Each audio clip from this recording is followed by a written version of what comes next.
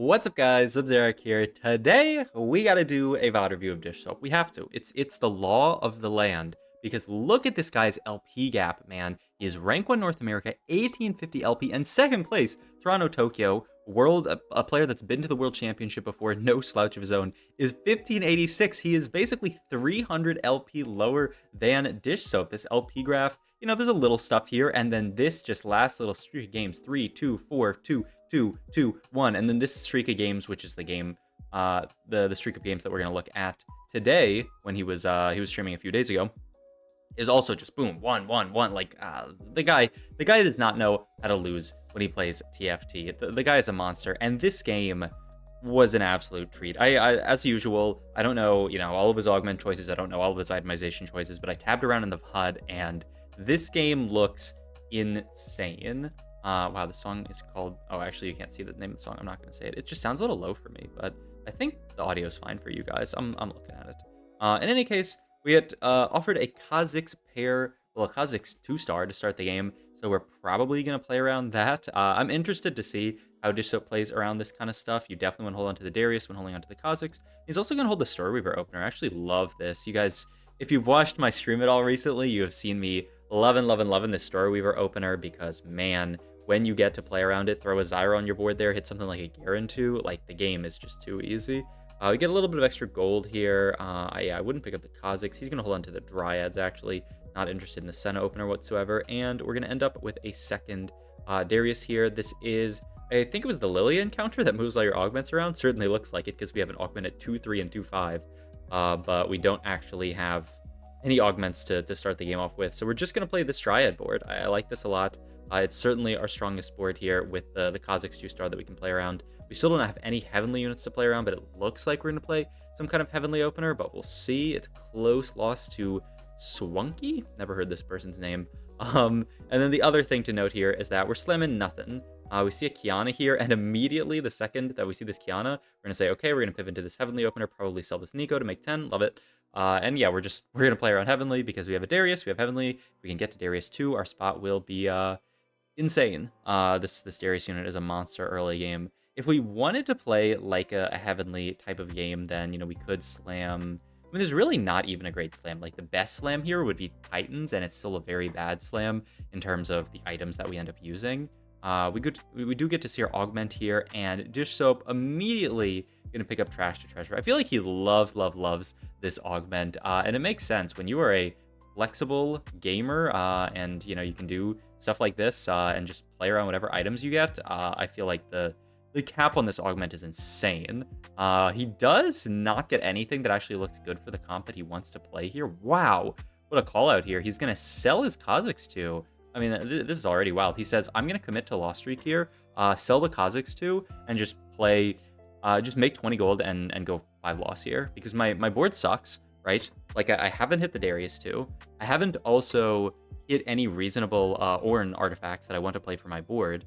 So I might as well just not play for it. Ooh, 2-star 2 cost, though. There's a lot that we could play around. You normally probably just pick up a Heavenly unit like this Nico 2. I don't actually see what he picked up there. Senna 2 to play around the Sniper, I guess. Yeah, he's gonna full pivot out. Oh man, this game is already a treat. We're full pivoting our board probably out of this Heavenly opener, picking up Senna. We're gonna play around that. Cluttered Mine this late into the game, kind of hard to take. Big gains as well, just horrible. So it probably has to be Wandering Trainer and then play around that. Slammin' is interesting because it gives a full component and it gives us XP. I don't actually hate Slammin'. The only problem is we're gonna have to throw a random component on somebody. But I don't hate Slammin'. I mean, I like Slammin' a lot in spots like this, but he's just gonna go the Wandering Trainer. Wow, yeah, just rip off the Wandering Trainer and then say we can play anything from this spot. We can play around it however we want to. We get Duelist Dragon Lord, which, I mean, there's no denying that they have synergy. They certainly do. And he's even, now that we've hit the Duelist, like, I've already, like, there's so much going on in this game. I'm like, there's so much to talk about. He sells the Senna too. He picked up the Senna to play around, but the second we see this Duelist Wandering Trainer, we say, okay, we're not actually going to play around Senna here because we want to be able to play around Duelist. We want a smooth transition into some kind of Duelist board. The problem is that Duelists kind of suck right now. Not kind of, they very much suck. If you look at like the stats on this duelist comp, you look at the stats on the duelist augments, they are terrible after the changes to Volibear, after the changes to Titan's Resolve, and the changes to 3-cost reroll odds. It's very, very hard to actually just play a game around duelists. So I'm really curious to see how Dishsoap actually plays this setup, because it is duelist Dragonlord. I mean, yeah, Lee Sin on your board, but what else? Like, what else are we playing on our board? That's the question. Maybe we still just end up going some kind of heavenly setup, and you just keep the duelist Dragonlord in for Lee Sin, and then we can go like 4 duelist or 3 Dragonlord or something. I think that seems pretty reasonable. And hey, at least we have a decent opener, right? We pick up the Volibear now. We have the Darius too that we can play around. We're going to start reforging more of these as we get more full items. You do have to, oh no, you don't, I'm thinking of like a different augment for some. I'm like, you have to pick these items quick and reforge them, but like, you don't have to. I don't know what I'm thinking of. But yeah, we get 3 components here, which means we can reforge another full item. I assume that we're reforging both of these. The Mana Zane I don't think is going to do much in this setup, and Eternal Winter, fantastic item. He's going to hold on to it, actually. Yeah, he's going to hold on to the Eternal Winter, because it is, I mean, it does have decent synergy with the Diamond Hands. Just make an unkillable unit, just give it Eternal Winter and live with that. He's even just going to separate them. Eternal Winter, Volibear, the Diamond Hands plus the Hull Breaker, or Hull Crusher onto the Darius. This is an interesting setup, just kind of spreading the items around. I wonder why we want these items on separate units. I'm actually not, yeah, I don't really know what the logic is behind this, but I mean, it's Dishsoap. Maybe he's looking just for another, like, better item onto this Darius later, and Darius is going to hold items for, like, Lee Sin or someone. But yeah, I mean, are you guys lost yet? This augment is so dizzying. I am already lost as far as what are we doing. And throw in the Wandering Trainer with this, I'm kind of losing my mind. I mean, I like the idea of Eternal Winter Volibear. He's a tank, whereas, you know, our Darius is not really a tank. The difference is our Darius has 2 full horn items that make him a bit more tanky. But yeah, we are just gonna play this setup. And then, I mean, yeah, I guess if you think about like putting the items on the best possible units, this makes sense. I'm surprised that we just don't want this energy with the Hull Crusher and the Diamond Hands, and the Eternal Winter, you know, having them all on the same unit. But in any case, we have this random Amumu on our board who's really just here for emotional support. He's gonna heal up the Volibear potentially, so not terrible. And the upside is, because we 5 lost it, we're relatively rich. 51 gold here. We're gonna be able to level next round. We can go fast 8 really, really easily. You're seeing this a lot out of people when they don't have a good opener play this patch. They just essentially full open, because the penalty for loss streaking stage 2 is a lot lower now with the changes to player damage. So you can basically just full open. Ooh, that is a Lee Sin. We have to pick that up, because this guy's always going to go onto our board. And we could actually just play 6 duelists next round, right? We just have the Yasuo that we have sitting on bench. And so we can play around this for a while. Still, my question is just, what is our board going to end up being? 6 duelist Lee Sin does not sound very good. Oh, we also do pick up a Tristana, so if we could actually make it, we could. Ooh, and that is a Zanya's. The Triforce, you got to be happy about, right? That is a very easily makeable item. The question is, what do we do with this Zanya's? You know, I feel like the Triforce, I mean, you could even, yeah, you can Zanya's Darius, and yeah, he's just going to Triforce at the Lee Sin. The question is, who is taking these Darius items later? Zanya's fantastic Darius item. Like, it's great for now. The question is just, what are we doing later? But I like the slam onto Darius, yeah. If we can get to an Irelia, we can actually play a duelist, and I think that has to be our hope this game, is that we can just get to 8 duelists, because 8 duelists I think is still pretty solid. The problem is just that's very, very far away. If we get some more AD items, by the way, we could try some kind of like Dragonlord Kaisa setup, just play around the Lee Sin and just get vertical Dragonlords in.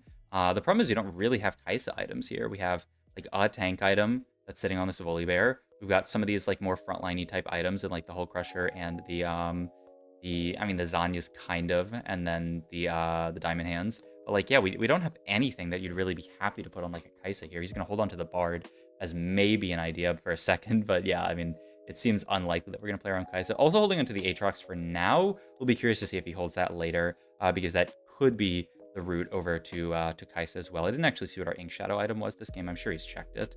Oh, and a Diana as well. So we're actually picking up a lot of these Dragonlord units. We get a full Hodge here, which I still assume is going to get reforged. The only items I think you really, really need to go for when you're playing this, it's usually Heal Cut and then like Armor/MR Shred, depending on what you need. But we don't really have any of that. It looks like he is just going to slam the full Hodge here and just leave it onto Lee Sin, saying, we're getting pretty late into the game. It's a Hodge onto Lee Sin, it's healing. This is so smart, and this is what makes this augment so hard to play. Is like I would definitely be like, another Ornn item, it's lit. Reforge the Hodge, but Hodge actually really solid on Lee Sin here. It's a healing item. The game is too difficult, man. Still no augment here because of the galaxy that we're in, so we're going to roll a bit. We also fit Exalted in here. Wait, what's the Exalted? The random Teemo fits in. He hovers it over here for a sec. It is Teemo. Oh, Teemo Yasuo Malphite. Late game, maybe we can fit Ashe somehow. I mean, Yasuo is pretty easy to fit. And then Ashe Azir. I mean, that's pretty tough. Maybe Malphite somehow. I don't know. Playing this is not an easy one to play around by any means.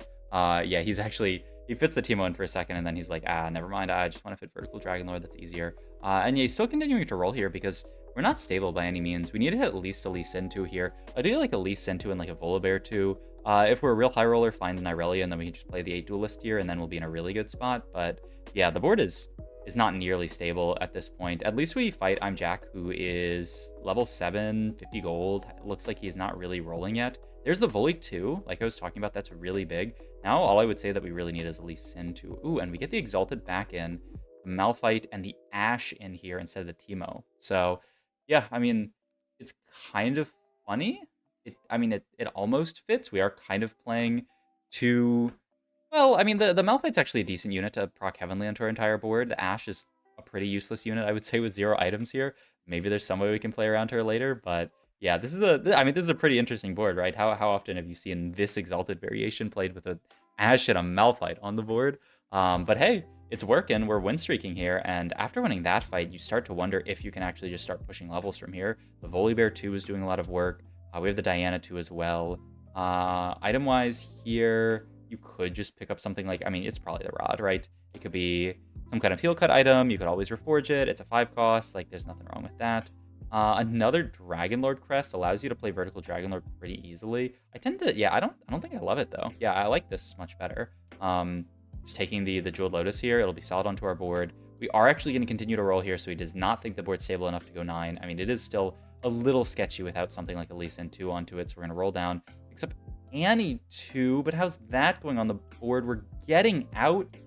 Oh my god, we're getting out of 6 Duelists to play Eternal Winter Annie, and we're going to get the Hui in to look to paint a unit, to try to paint either this Lee Sin or this Ashe that we can pick up. I mean, what is this game, man? What is this board? We're going to finally lose a fight to a juiced up Ashe with infinite attack speed, basically.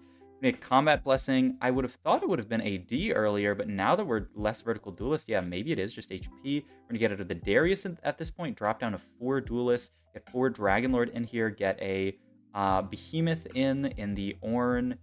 Yeah, he's still... So we cut the Yasuo, which means we lost Exalted. The idea would be that with this Ornn in and the Ashe in, you could theoretically get Azir in over this Hui once we've duplicated a unit, but yeah, we have to wait a few more rounds for Hui to actually dupe, and the scary thing is, in fights like this where our Lee Sin dies early, we're still going to be pretty weak, but I mean, like, can anybody tell me, oh, Lee Sin 2 here, this is actually huge, because this allows us to stabilize a lot faster than we normally would.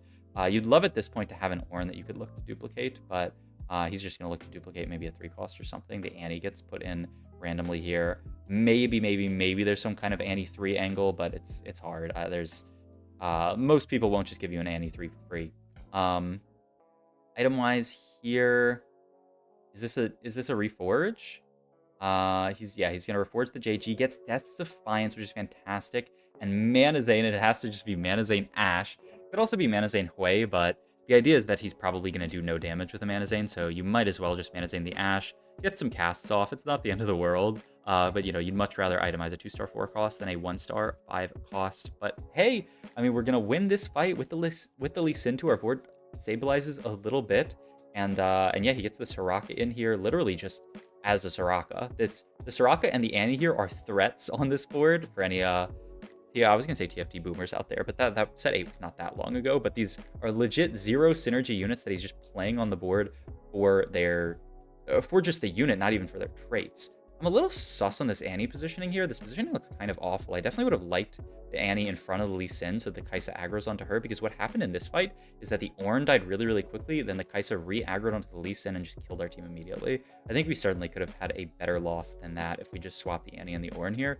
Unless there's some reason. I think he wants Ornn to farm for Ashe is the idea, but that's really, really rough. At this point, we're going to get the Hui out, just get the Malphite back in to keep Behemoth. Yeah, he likes this positioning still. I hate it. The other thing that I don't like about this positioning is that it's a lot harder to aggro. It's a lot harder for units to aggro onto Annie with Eternal Winter when she's just sitting in the middle of the board. You tend to want her on the edge, but maybe there's somebody sitting in the middle that he wants this versus. I mean, this looks like another loss here. We're going to drop pretty low here, down to 20 HP.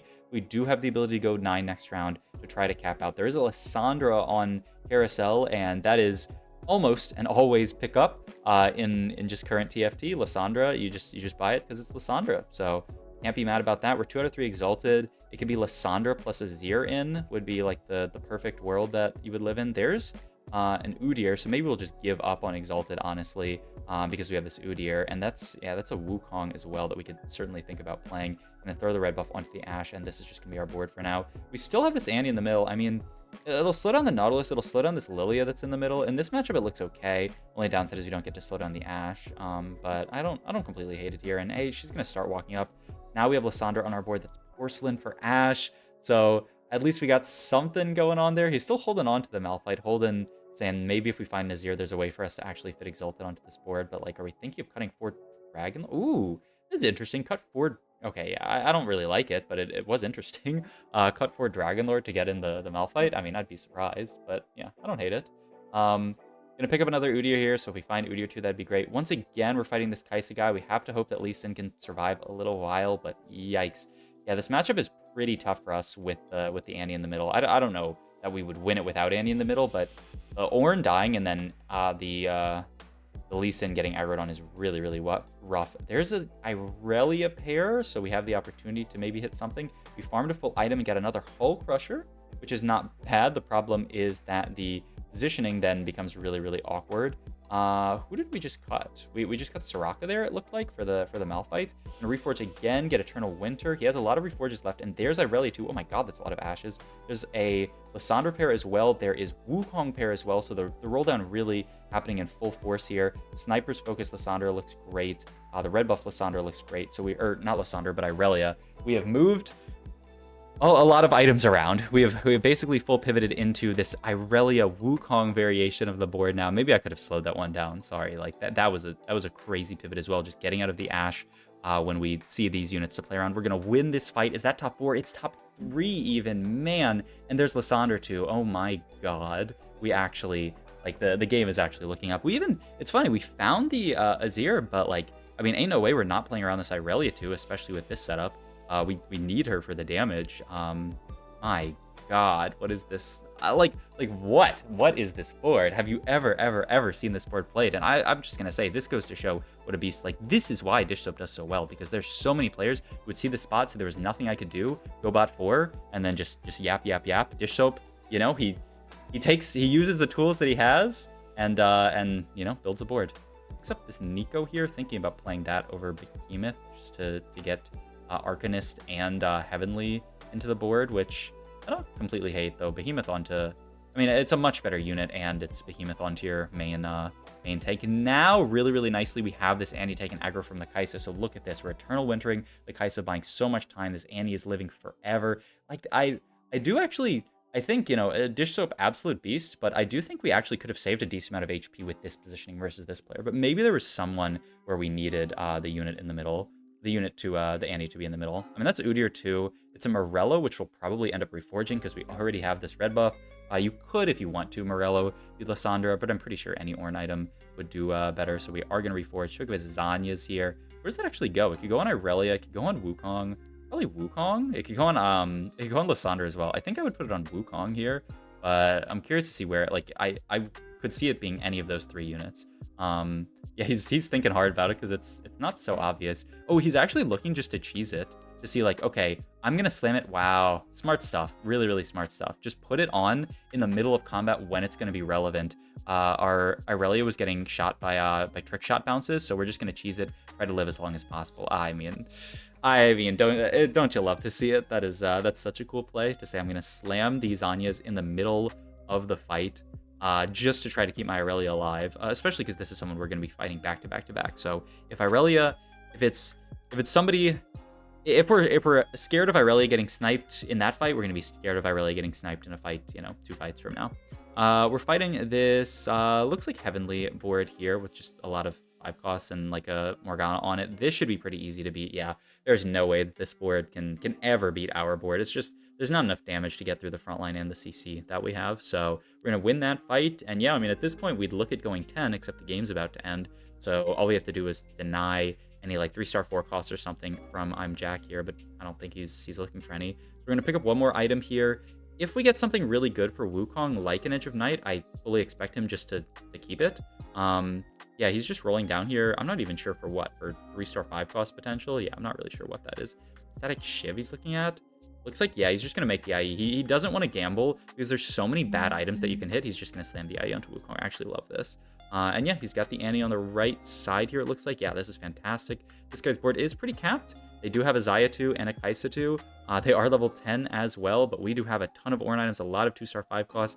Annie jumping into the middle of their board there, casting there is fantastic. I think we got the win here. He is 20-something HP. Does he die? He does. It is a first from Dishsoap on a board that I have never in my life seen. And if you were one of those people in the comments who say, oh yeah, I play this board all the time, I always play Ashe and then I pivoted into Wukong carry, then I'm banning you from my comments forever. No, but I hope you guys enjoyed this VOD. This was an absolute treat. It just goes to show what kind of a monster Dishsoap is and why he is so high ranked. Just insane decisions throughout the entire game. Really, really cool pivots, playing around his augments and his items and everything in an awesome way. So hope you guys enjoyed this video. If you did, please like, comment, subscribe, check out my Twitch and all my other links down below. Thanks for watching.